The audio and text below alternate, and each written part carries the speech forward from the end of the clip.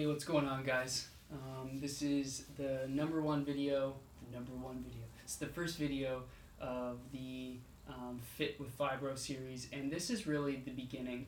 I spoke in my first introduction video about me, what my first step was, and actually it was just walking up and down the driveway. Mind you, this was in wintertime, so even less of a reason to go outside.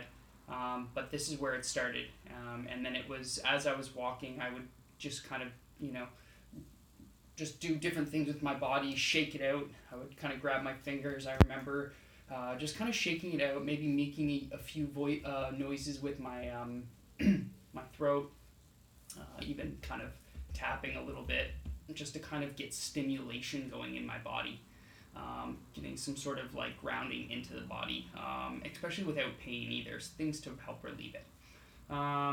But one thing I wanted to show you here, something that you can do in your house, it's kind of pretty simple, and again, you're going to tailor this towards how it will best suit where you're at right now. And what I mean by that is I use this as my warm-up now, but this would totally have been my workout, and I would, however it works, it will work. So I have a timer on my phone. I set it for 90 seconds, but I would set it maybe, I think 90 seconds is pretty good per exercise. There's 5 exercises that you go through, and you can do 1 round, 2 rounds, 3 rounds, 4 rounds, and ultimately it's a way of kind of slowly building up your body and getting movement.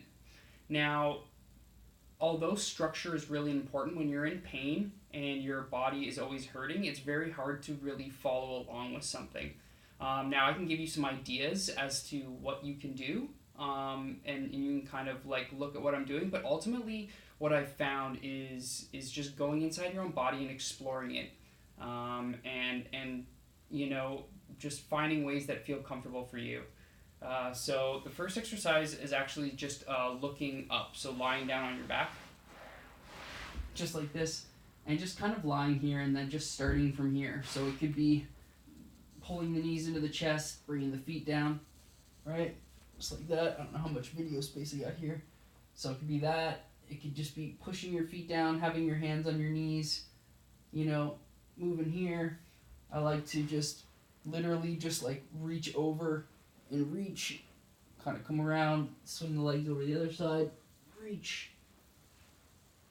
A few of those. You can also reach up above. You can bring the legs over and try to keep the upper body down, keeping the core engaged, but again, that's just natural. You'll want to feel like engaging your core anyways. You can kind of pull one leg in, extend the other one out.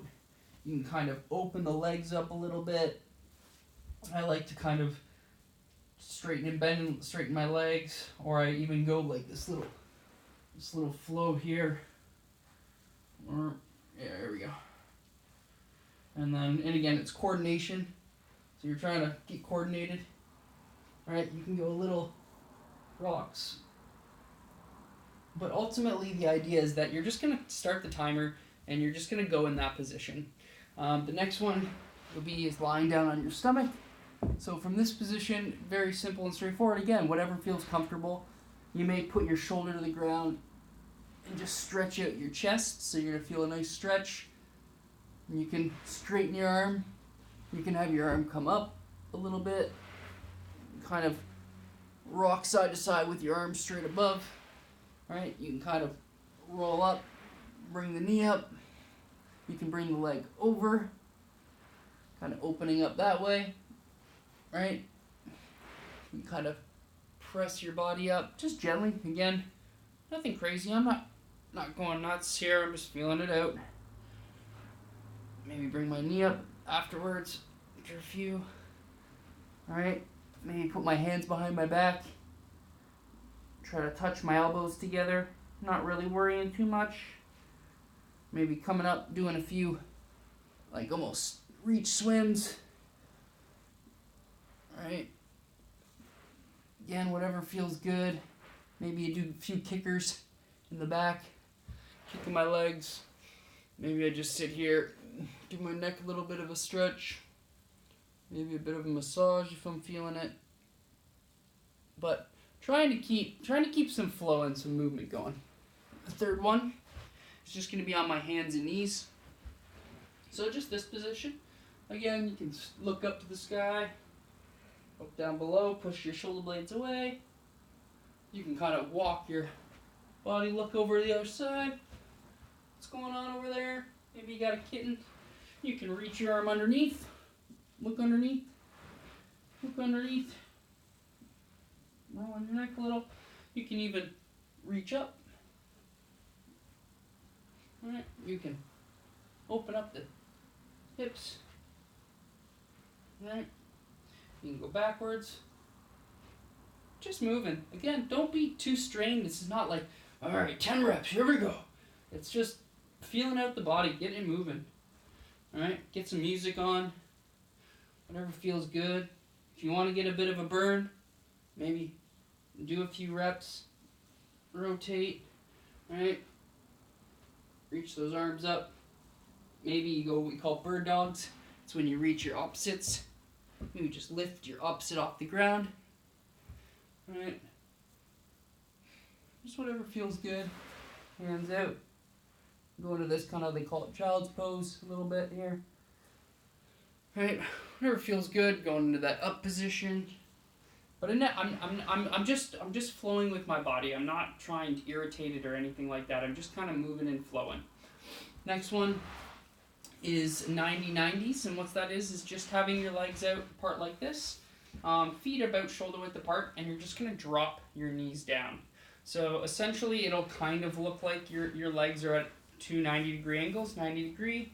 And then this one would be at 90 degrees. Now, if it's not like that and you're kind of in like this is fine too, right? Now, there's a few ways to do this in this position. So you're here, you could just be like hanging out here and reaching and feeling it out. Maybe you feel a little stiff here and there. And then you can just swing it around. I actually kind of like that. It's kind of fun. Ooh, so see here, I got some tightness here. It's okay. Just kind of not trying to focus too much on the tightness, because you might just be focusing on some pain. But if you feel a little bit of tightness, give it a little reach. Coming around, reach.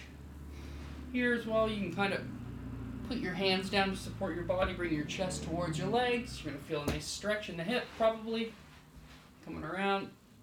So you can swing the legs, or what you can do is have them here, and then just rotate the legs. So notice how my feet are staying in one spot.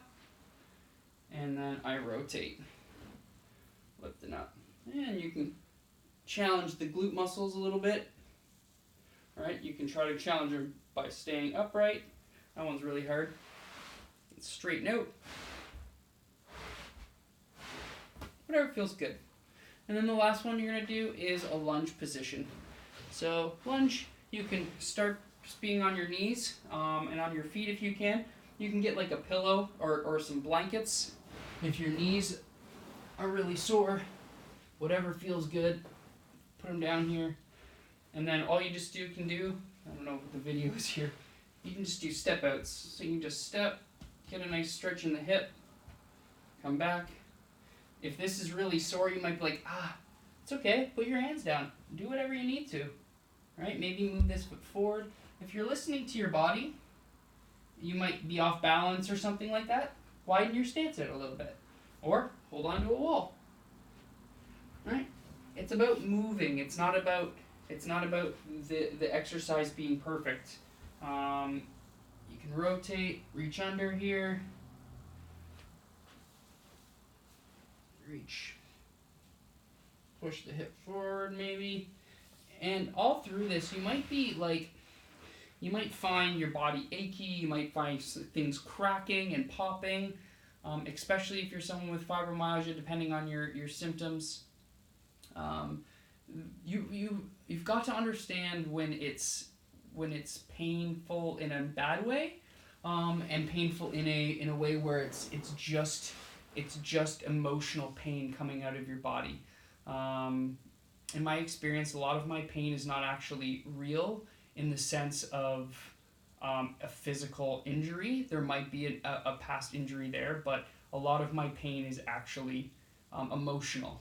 I'm distressed, I'm not moving my body, I'm, I might be my mental chatter might not be positive. I might be going through a really hard time.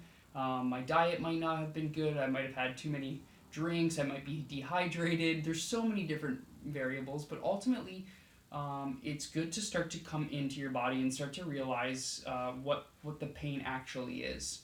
Also, too, what I've learned through exercising with fibromyalgia is that I would often push my body too hard too fast because that's what I was used to. And I would hurt myself or I would get pain in my body and I would want to stop because the pain's, ow, it hurts. I don't want to do this. What I've found is that give yourself a chance. Give yourself a chance by getting in the position. If you twinge something, it's okay. You just probably twinged it. Take a step back. Slow the movement down. Still keep some rhythm going. Get some movement going. If you don't want to go to your knees, say your knees feel weird, just eliminate too much knee movement. Right? Just start moving in ways that feel good. Or you might need to warm up your knees a bit more. Right? However you want to do that. You could sit here and just straighten out. Again, everybody's going to be in a different place.